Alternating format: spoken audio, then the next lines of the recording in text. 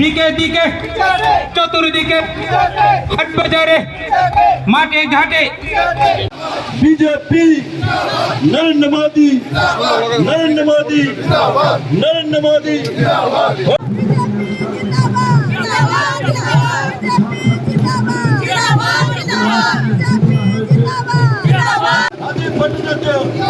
राजीव भट्टाचार्य घर घर घर घर बीजेपी घर घर बीजेपी घर घर बीजेपी घर घर बीजेपी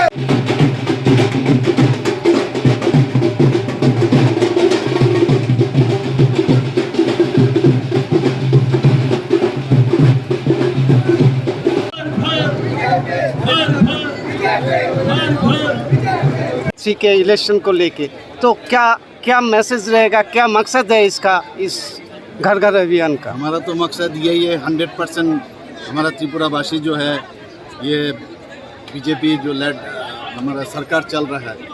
हम जो पब्लिक के लिए जनसाधारण के लिए जो काम कर रहे हैं ये लोग जाने समझे बुझे और ट्रांसपेरेंसी जो सरकार है ये लोग समझे कि हमारा ये गुड गवर्नेंस का जो गवर्नमेंट चल रहा है ये लेके हम सबके सामने जाएंगे। और ख़ास करके जो नशा मुक्त त्रिपुरा हम लोग कह रहे हैं इस चीज़ को लेके हम लोग क्या क्या कर रहे हैं और इस चीज़ को लेके भी हम आज का जो घर घर बीजेपी ये चीज़ लेके हम लोग सबके घर में आते हैं। স্যার আজকে 7টি বিধানসভায় রিপোর্ট কার্ড পেশ করা হবে। এই যে রিপোর্ট কার্ড পেশ করাটা এটা কি এক ধরনের বলা যেতে পারে প্রচারের মাধ্যম নাকি সরকারের উন্নয়নমূলক কাজের তুলে ধরা? প্রচার তো করতেই হবে কারণ আপনারা জানেন 2023 যে আমাদের মিশন ইলেকশন আসছে খুব সম্ভব ফেব্রুয়ারিতেই হবে যদি ধরা যাক, আমি জানি না ঠিক। তো সেই দিশায় আমরা কাজ করছি। কিছুদিন আগে আমাদের প্রতি সমস্ত আমাদের যে বুথ চলো অভিযান সেটা আমাদের সম্পন্ন হয়েছে এবং সাকসেসফুল হয়েছে।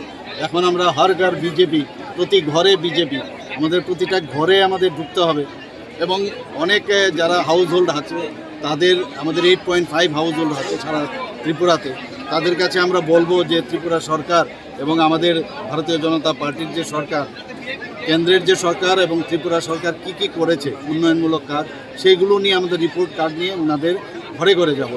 এটাই আমাদের প্রতি ঘরে আমাদের বিজেপি, এই বিষয়টা নিয়ে আমরা যাচ্ছি এবং আমাদের গুড গভর্নেন্সের যে বিষয়টা সেটা আমরা রাখছি, শান্তি শৃঙ্খলা ইত্যাদি নিয়ে আমরা মানুষকে বুঝাবো কেন মানুষ আবার ভারতীয় জনতা পার্টির সরকারকে পুনঃপ্রতিষ্ঠিত করবে না।